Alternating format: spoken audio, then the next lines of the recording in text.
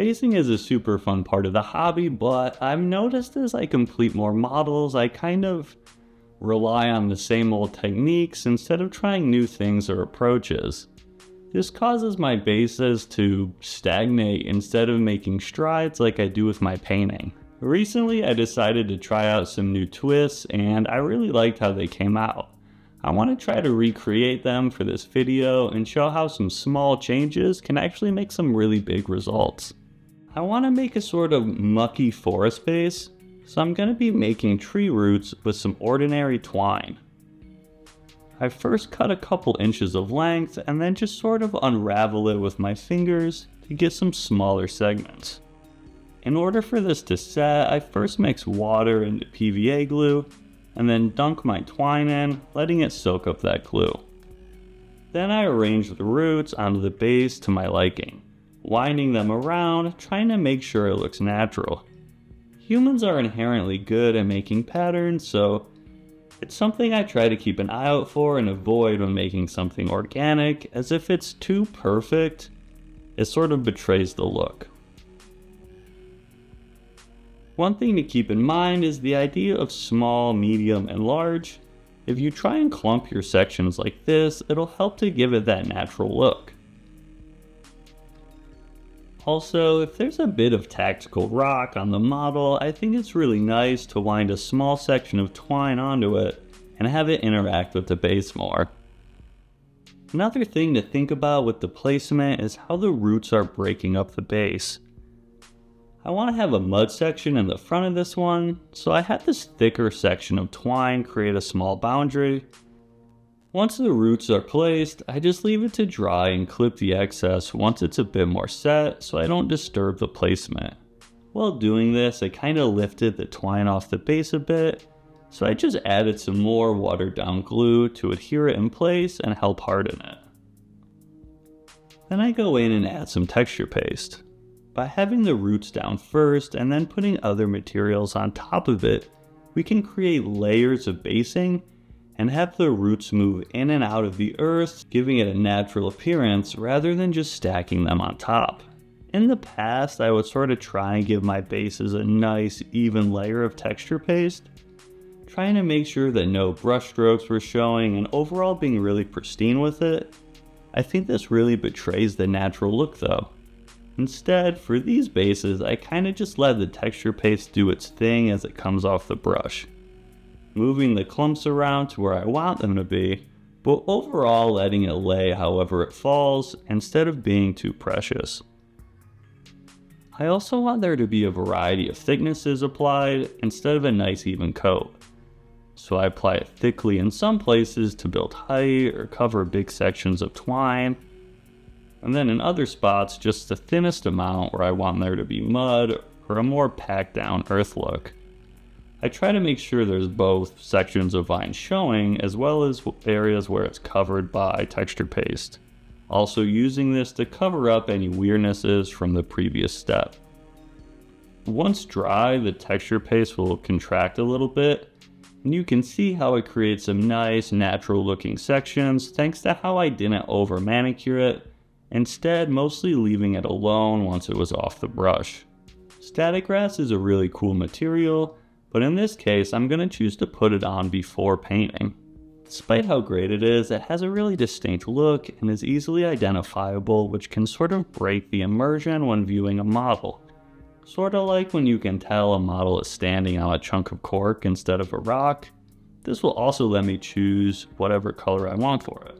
I place PVA glue on the heavier sections of texture paste as well as around some of the roots, making sure there's a variety in coverage, again leaning into that natural look.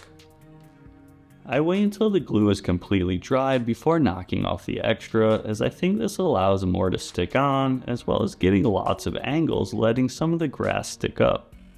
Despite it being hard to capture on camera, I like to do this over tinfoil as the static grass just slides right off, and I can fold it up for later. After this, the bases are primed, which also helps to lock in the static grass a bit. And in order to save time, I'm going to be painting a set of bases which I've already prepared, using the same techniques and primed. For the primary base coat, I'm going to douse everything in some sepia ink. This has a really murky green hue to the brown, which is pretty nice. Since the base is so dense with material, I'm going to really saturate it with ink, dropping it right onto it and moving it around with the brush for full coverage. If you notice it's beading up a bit, you can add a bit of water to help spread it and soak it into the base. After this, I watered down some dried bark and apply it to the low areas of the base, areas I imagine is dirt, and leaving the clumps of foliage alone. We're trying to create a variety of colors across the base, as nature is very rarely one easily defined color. In areas where the dried bark is too stark, or we've created a sharp edge, I add some water to blend it in, giving it a more organic look.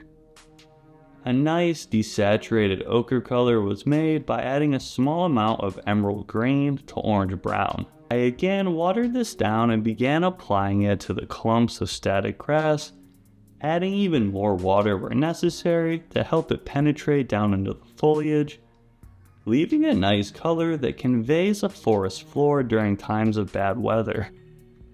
I applied an uneven coverage, allowing some areas to be more opaque than others, but making sure I wasn't getting something too extreme, adding a bit of water to break up areas where the color was too intense. After this, I did the opposite color mix, desaturating some of my emerald green with a little bit of orange brown. Sometimes it can be important to avoid a too pure of a green color when going for a natural look. As beautiful of a color as this emerald green or a real Crayola green can be, it's not really found abundantly in nature. And while it could be great for something like armor or cloth or just something more stylized, for stuff that's organic, it's best to tint it so it's blue or yellow leaning, or in this case, desaturate it. I first pick out some individual blades of grass with my green mix for prominence before dragging my brush over the larger area, trying to be the correct distance away from the model to only pick out the grass, but not really minding if there's a bit of overflow. And then with that same sort of idea in mind, we're going to add emerald green to our sepia ink bit by bit and add it to our roots, creating a sort of mossy look and then also helping to distinguish them from the base. For the various stones the models are standing on, I gave them a warm base coat using dried bark with some orange brown mixed in. After this, I added white to NATO black to create a cool gray which would provide a contrasting highlight. I covered most of my base coat, allowing just a bit to peek through, emulating a nice earthiness to the stone. I added incremental amounts of white to my cool gray, painting on texture through stippling and small lines. And while I want there to be a mottled look to the bases, I also want to make sure it all merges together, creating one scene. So I added some heavily watered down sepia ink to areas of color that were visually distracting and too stark.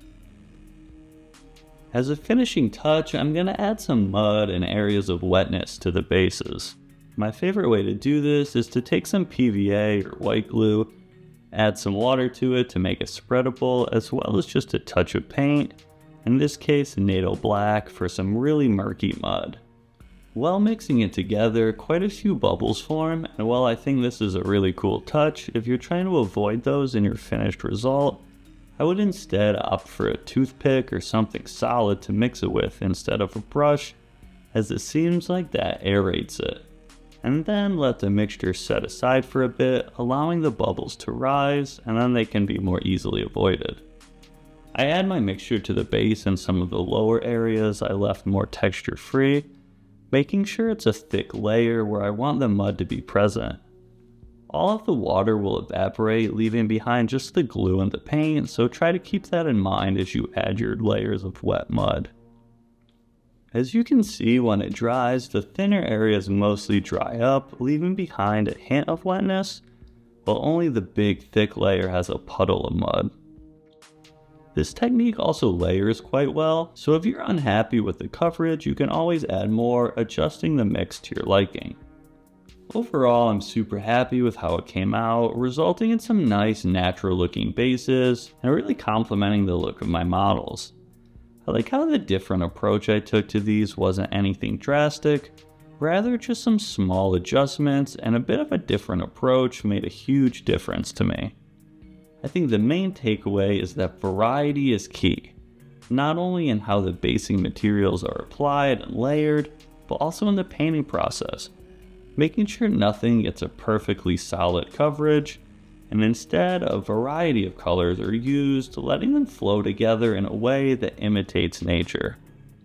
While it might be faster to base an entire army with the classic texture paste, a couple tufts, and you're done approach, I really like the nuanced and natural look this new method brought me, and I can't wait to push it and continue experimenting. Thank you so much for watching the video. Hopefully this has given you something to think about for your next basing project.